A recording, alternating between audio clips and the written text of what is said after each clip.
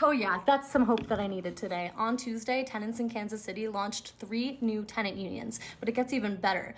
What if I told you that these tenant unions were connected to 4 other tenant unions across 3 different states? You heard that right. Kansas City tenants are part of a multi-state tenant campaign against a shared landlord, New York-based corporate landlord Capital Realty Group. This is the first example in recent history of tenants collectively bargaining across state lines with a shared landlord. Kansas City tenants joined River Point Towers Tenant Union in Detroit, Park Ridge Tenant Union in Connecticut, and American Village Tenant Union in Louisville in a collective fight against unaffordable rent and dangerous living conditions across Capital Realty Group properties. This joint campaign already represents nearly 1,000 units of Capital's portfolio. They've already had their first bargaining session where Capital Realty Group agreed to recognize any union in their properties and to not retaliate against tenants for organizing. Capital Realty Group owns over 14,000 units across 28 states. It's one of the country's largest owners of subsidized housing. They received federal funding to purchase a building in New Haven, Connecticut, which required them to keep the building in, quote, decent, safe, and sanitary condition. But in reality, Capital Realty Group ignored black mold exposure in the property for months. One tenant's pediatrician wrote a letter stating, quote, "I hope the landlord will fix these issues for the health of this child and his family." Spoiler alert,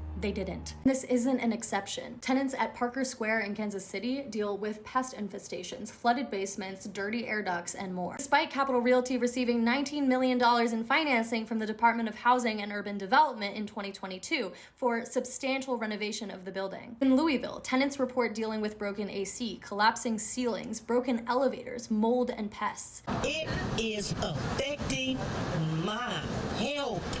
Tenants at a Capital Realty-owned senior apartment building in Detroit reported the same. Water was running down my walls, mold in my apartment. Making reports or getting doctor's notes is clearly not enough to force Capital Realty's hand. So how do we take on the corporate takeover of our housing market? Take a page out of the book of the hundreds of tenants across the country finding each other and organizing collectively. Stay tuned for more updates. Not one thing.